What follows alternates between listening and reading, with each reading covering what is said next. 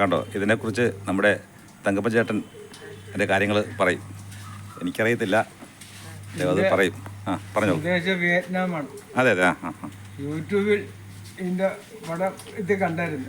കണ്ടു കഴിഞ്ഞപ്പോൾ മോൻ അത് 7 ഗുരു ഉണ്ടായിരുന്നു.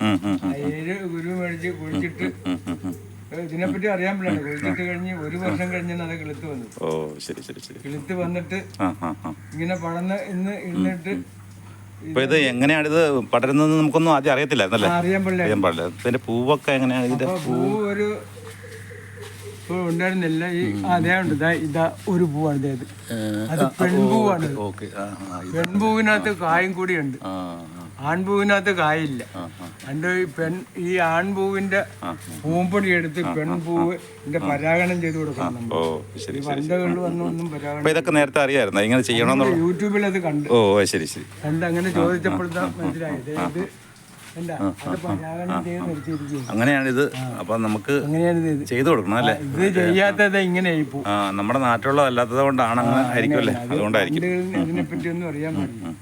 അങ്ങനെ നീക്കിയായിരുന്നു ഇതൊക്കെ. അങ്ങനെ ഉണ്ടായതാണ് ഇതൊക്കെ.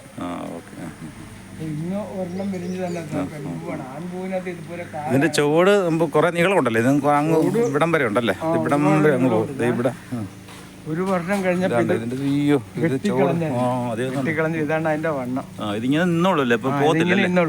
വീണ്ടും വെട്ടിക്കളഞ്ഞത് ഇങ്ങനെ പടന്ന് വരും. നമ്മളിങ്ങനെ ഇതാണ് ചോട്.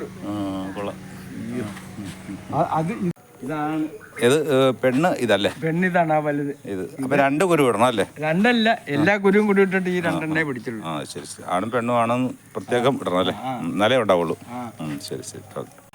ഇവിടെ കുന്തിരിക്കത്തിന്റെ ഒരു മരമുണ്ട്, പൈൻ മരം. ഇതാണ് പൈൻ മരം. കുന്തിരിക്ക ഇതിൽ നിന്നാണ് നമ്മൾ ഒരു മരം കൂടി ഇവിടെ ഉണ്ട്. 2 സൈസ് ഉണ്ട് സാധനം. ഇത് സ്റ്റാർ ആപ്പിൾ എന്ന് പറയും. അത് കിളികളൊക്കെ വന്ന് ഈ പഴമൊക്കെ ഇഷ്ടംപോലെ മുന്തിരി ഇട്ടായിരുന്നു. മുന്തിരി ഇട്ട് കഴിഞ്ഞാൽ മുന്തിരി ഇട്ട് ഇങ്ങനെ പടന്ന് കിടന്നപ്പോഴാണ് ആ 18 പ്രളയം വന്നപ്പോ വെള്ളം അത് കഴിഞ്ഞപ്പോഴാണ് ഇതിട്ടത്. അപ്പൊ അതിന്റെ ഗുരു വേറെ ആയിട്ട് കിളിപ്പിച്ചിട്ടുണ്ടോ? വേറെ എവിടെയെങ്കിലും ഇല്ല? വേറെ ആയിട്ട് കിളിപ്പിച്ചേക്ക് ഓരോരുത്തർ കൊണ്ടുപോയി പലയിടത്തും കിളുത്തായിട്ട് അറിയാമോ ഈ സംഭവം? കിളുത്തിട്ടുണ്ട്. ഉദയന്റെ വീട്ടിൽ കിളുത്തിട്ടുണ്ട്. കായ ഉണ്ടായിട്ടുണ്ടോ? കായ ഉണ്ടായിട്ടില്ല. അത് 2 കൂടി വേണം. ഏതാണ് കൊണ്ടുപോയത്? ഇവിടെ മാത്രമേ സക്സസ് ആയിട്ട് ഇങ്ങനെ വന്നിട്ടുള്ളൂ അല്ലേ? ശരി. ആരെങ്കിലും വന്നാ കുരു കൊടുക്കും. എവിടെയെങ്കിലും ഒക്കെ ഉണ്ടായിട്ടല്ലേ? ശരിയാ ശരിയാ.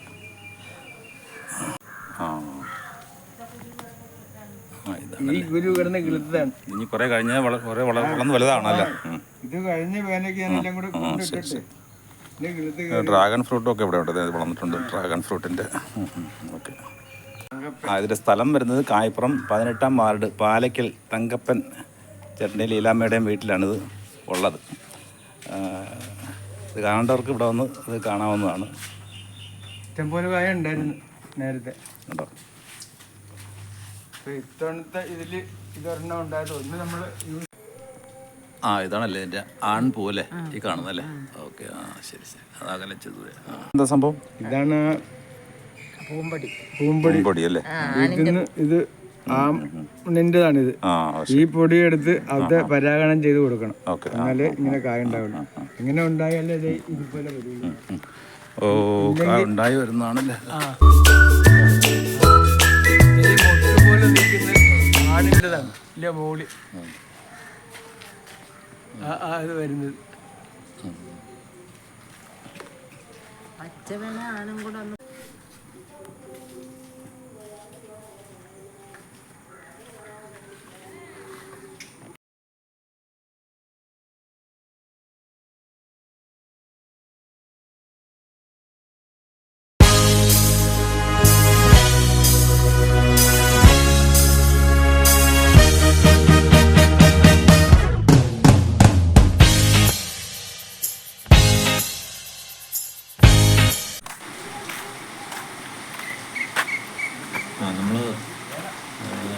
തങ്കപ്പൻ്റെ വീട്ടിലേക്കാണ് നടക്കുന്നത്.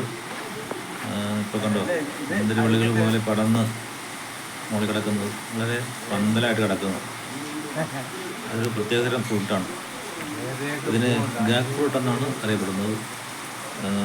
ഇതിൻ്റെ ശാസ്ത്രീയ നാമം എന്ന് പറയുന്നത് മമോർഡിക്ക കൊച്ചിൻ ചിൻസിസ് എന്നാണ്. തെക്ക് കിഴക്കൻ ഏഷ്യൻ രാജ്യങ്ങളിൽ മാത്രമാണ് ഇത് കാണപ്പെടുന്നത്.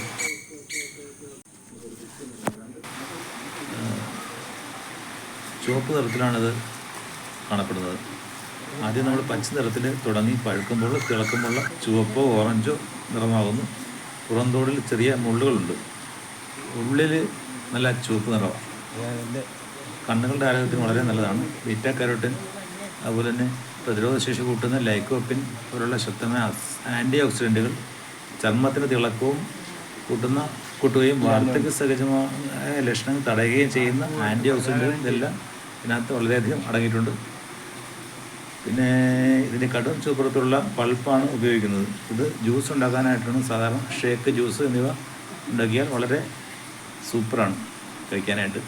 പിന്നെ വിയറ്റ്നാമിലൊക്കെ ഇതൊരു അരി വിഭവം, സോയ് ഗാക്ക് എന്നൊരു പ്രത്യേക അരി വിഭവം ഉണ്ടാക്കാനായിട്ടും ഉപയോഗിക്കാറുണ്ട്. ഇതിൻ്റെ പൾപ്പിൽ നിന്നും വിത്തിൽ നിന്നും വേർതിരിക്കുന്ന എണ്ണയും വളരെ പോഷകസമൃദ്ധമാണ്. ഇതിൻ്റെ വിത്ത് ഉപയോഗിക്കാറില്ല.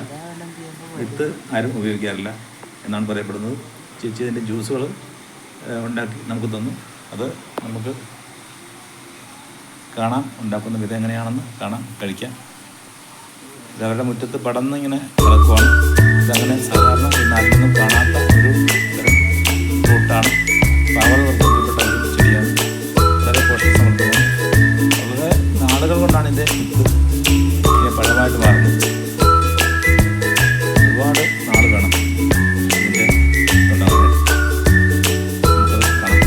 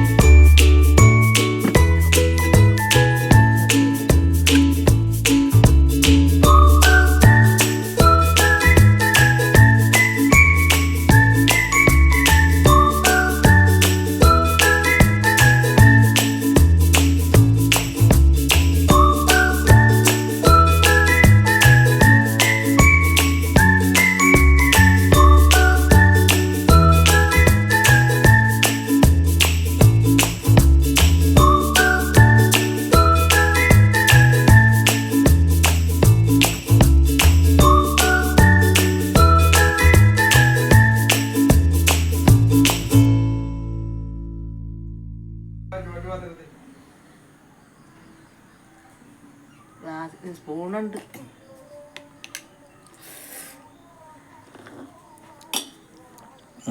കൊള്ളാം, അടിപൊളി, സൂപ്പറാ. മധുരം മതിയാ? മധുരം കൊള്ളാം, അടിപൊളി. ജ്യൂസ് നല്ല മറ്റേ